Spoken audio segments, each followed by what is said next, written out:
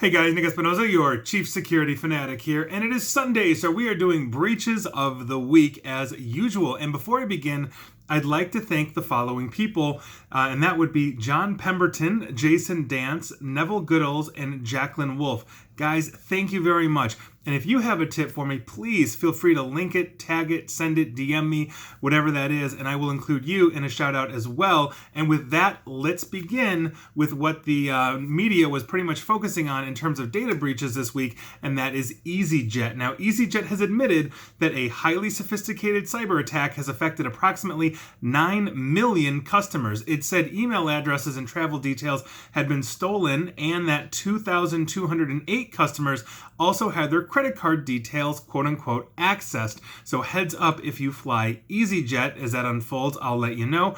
Moving on, let's go to the state of Illinois. Now, the state of Illinois, their Department of Employment Security website showed social security numbers and other details. Now, Governor Pritzker's spokeswoman, Jordan Abudaya, said the situation was immediately fixed and state officials have launched an investigation. She didn't say what caused the problem, but state officials are blaming a quote-unquote glitch so far. It is unknown how many people's information was released, but heads up, state of Illinois, if you've used the Department of Employment Security and their website. Moving on, let's talk about Edison Mail. This is an app. Typically, I see this on iPhone. Some Edison Mail users discovered over the past weekend, a week ago, that they could access accounts belonging to other customers, which appeared directly inside the Edison Mail client in Apple's iOS operating system. So basically their Apple app. Many took to social media to basically let everybody know that the security vulnerability was there and allowed them to access strangers' emails. And Edison Mail was quick to respond. They fixed their issues, explaining that only a limited number of users had been impacted by this glitch, and only people on Apple iPhones, iOS, had experienced this. Edison Mail didn't explain the situation in full, and if I recall correctly, this was also the same company that was data mining the heck out of your mail and accessing your accounts basically to make itself work. So your Edison Mail would hook into your Apple or Gmail or wherever it was connected to. It would actually be able to read your mail and send that to advertisers and all of that. So that's a huge thing. You probably shouldn't be using them anyway, but Edison Mail, heads up to you, all of your users. Moving on. Let's talk about Microsoft Office 365. Microsoft had to warn a subset of Office 365 administrators over the past weekend that their organizations may have inadvertently featured in an outsider's internal search results. Now, the notification read, and I quote, "Under extremely rare circumstances, users performing internal search queries may have received search results from another organization. At no time were the files that were displayed accessible to the user who received the incorrect search results." So you might have searched for something and got somebody else's info. Heads up to you. Microsoft says, I believe, that they are fixing this or have fixed this already. Moving on.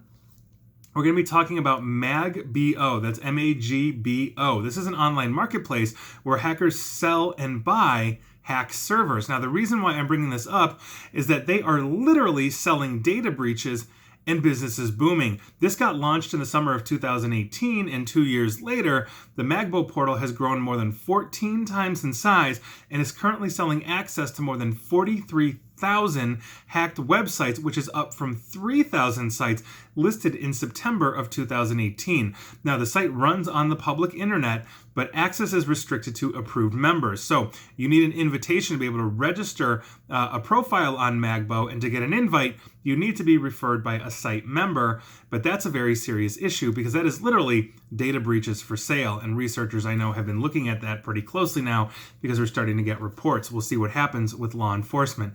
Moving on, we're going to be talking about a company called Naturae. This is Brazil's cosmetic giant. They were found exposing highly sensitive personal and financial data of their customers.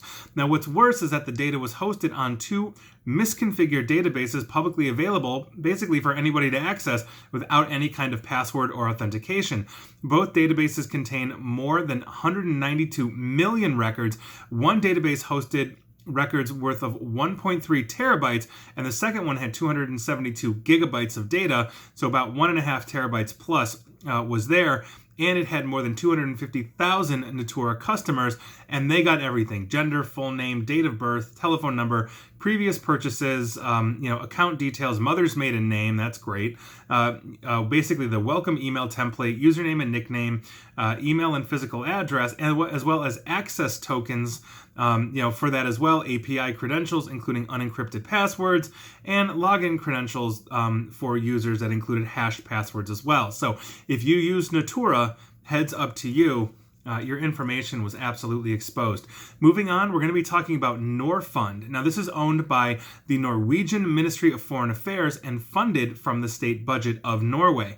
On May 13th, Norfund announced via a press release that it had been exposed to a serious case of fraud through an advanced data breach. Now, according to the company, basically a group of attackers was able to access information concerning a loan of $10 million from Norfund to a microfinance institution in Cambodia. Following an investigation, it was identified that Norfund's email system was compromised, and it was compromised by attackers for several months. Norfund said that the fraud took place on March 16th when the attackers extensively manipulated email communications between Norfund and the Cambodian institution and were successful in diverting funds to an account not belonging to the intended recipient. However, the account holder bore the exact same name as the Cambodian institution, a fact that delayed the discovery of the fraud by as long as 2 weeks. So heads up, state of Norway, you lost $10 million to hackers.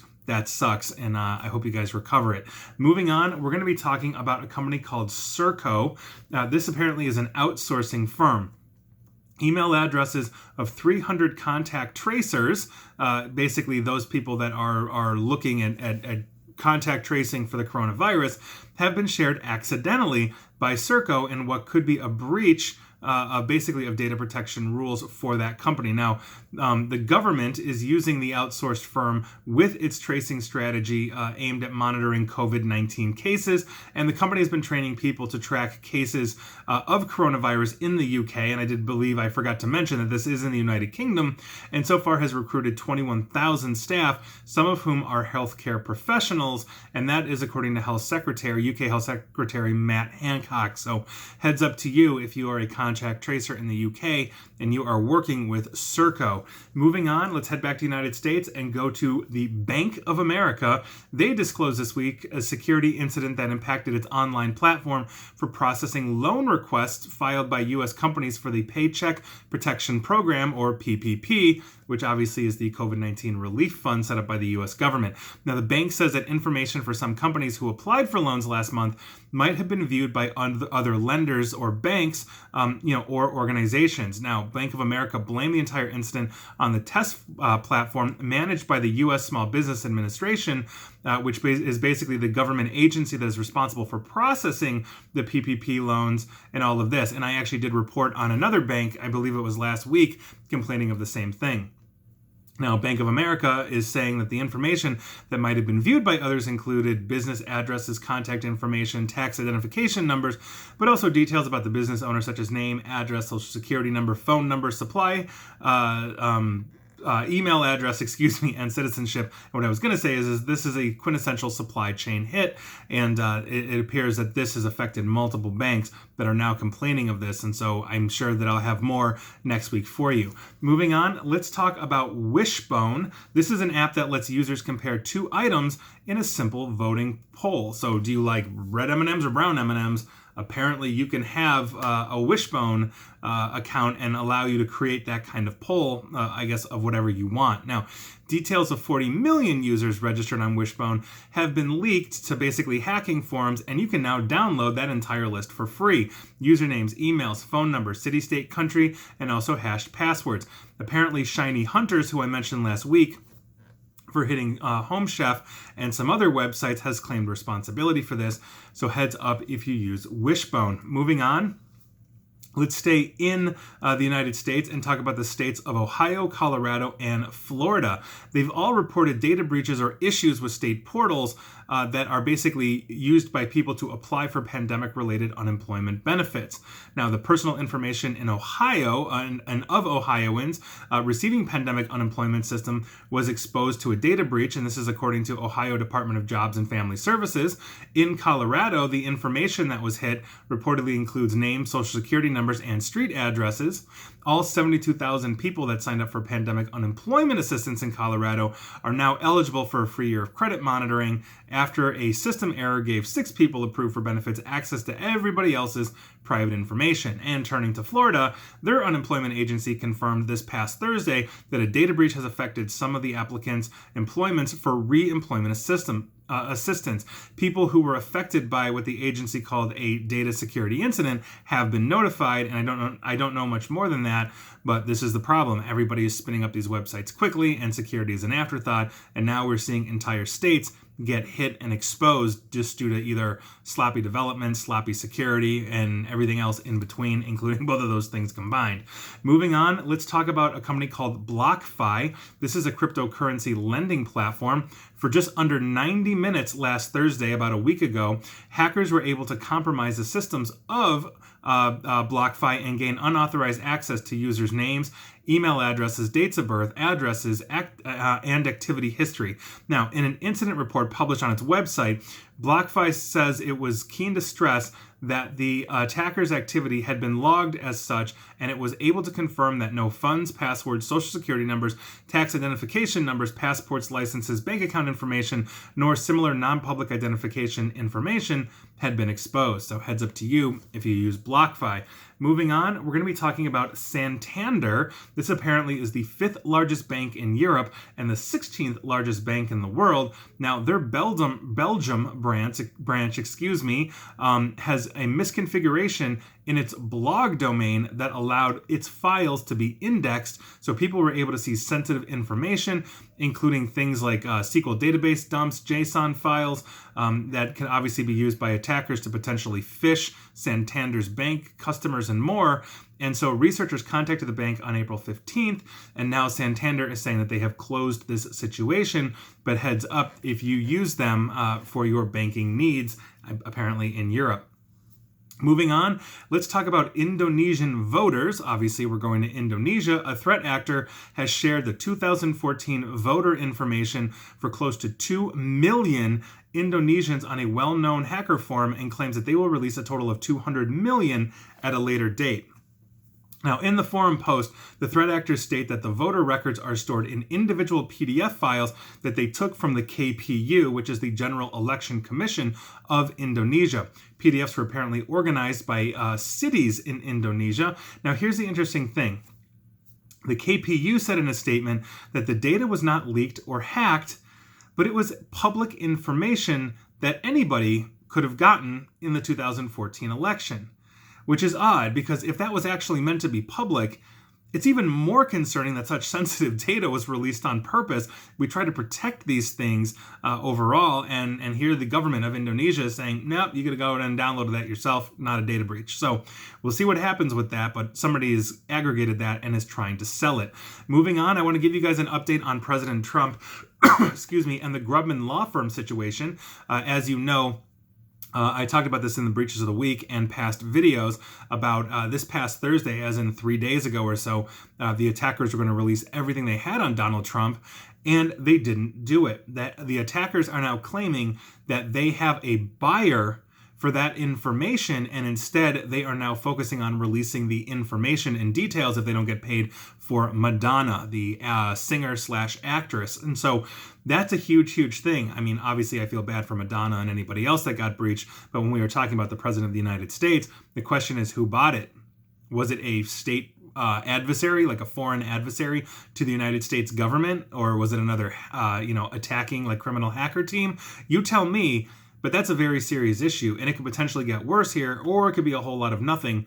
We're going to find out really soon. I will keep you up to date on that. And I would also like to give you another thing on President Trump, because he had another kind of unusual data breach a couple of days ago. Now, one of the things that President Trump has been doing while he's in office, as he gets paid by the quarter, is he is taking those checks, and apparently the president gets paid $400,000 a year, so every quarter he gets $100,000. He's been taking that check and donating it to one aspect of the federal government. This quarter apparently was no different, and his press secretary, Kayleigh McEnany, which I believe I am pronouncing correctly, basically held up his check and said, hey, this is the check that the president gets. This is the actual check, and it is going to go to, I believe it was COVID-19 relief fund or whatever it was. But the problem was, due to camera resolutions and everything being so high, it completely exposed his bank, which apparently is Chase, as well as his bank account number and routing number for that, which obviously is a very serious issue. And I would hope that Chase is going to address that. And I hope in future press outings, the press secretary will not do that and expose the actual bank account numbers of the President of the United States. That's a serious issue, and hopefully that has been rectified. But that was done on live TV in front of millions of people, so that was awesome. Moving on, and the last thing we're going to be talking about today are supercomputers across Europe, because this is actually a tad alarming, and it kind of gets really interesting. Now, here's what's going on. Several supercomputers across Europe have been compromised in order to exploit basically the massive computational speed of these things for cryptocurrency mining. According to reports, supercomputers in the United Kingdom, Germany, Switzerland, and Spain have been shut down to prevent further intrusions and for analyzing the reasons behind the attacks. Now, here's what we know to be the order of events.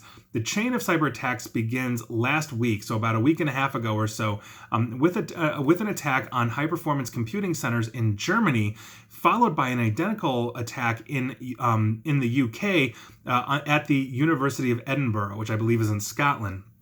Now, the supercomputers called Archer, which were located in the University of Edinburgh, were taken down immediately, to obviously be investigated.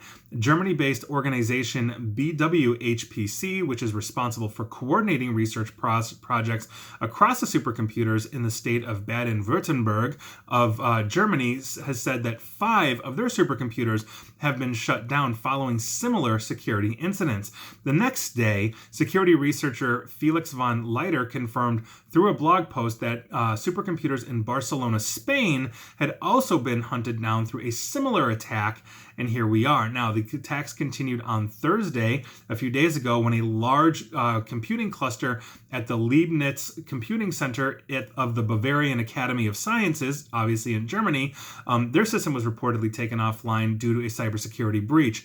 Later on that same night, another Germany-based research institute, Jülich Research Center in the town of Jülich, shut down its 3 supercomputers following another security breach. Then Switzerland's based Swiss Center for Scientific Computations shut down its supercomputing clusters following an attack. It was confirmed that these attackers intruded in the systems by compromising the SSH credentials. This is what got GoDaddy into trouble, I want to say a few weeks ago, when they had a ton of websites that were exposing SSH get hit. Now, Chris Doman, co-founder of Cato Security, told ZDNet that the attackers exploited a very specific CVE vulnerability to gain root access of the system and then installed the Monero cryptocurrency miner. So somebody has been basically attacking supercomputers, installing crypto miner for it, basically in this, to basically mine cryptocurrency.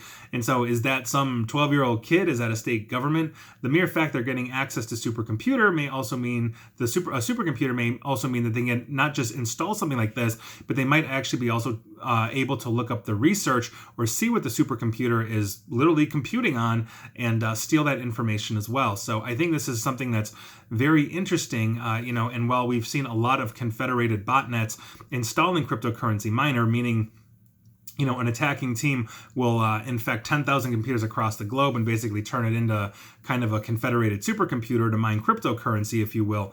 Now they're going after supercomputers and high-performance computing, and that's a very serious thing, especially since a lot of these supercomputers are doing things like, crunching things for national defense. So here we are. But that is your breaches of the week. It was another long, long week, as apparently the coronavirus has us all stir crazy, including the attackers. And so those were your breaches of the week. Were you infected or affected? Let me know. And please like, share, follow me here on Facebook and Twitter at NickAESP. And please feel free to subscribe to me at YouTube as well. And as always, stay safe and stay online.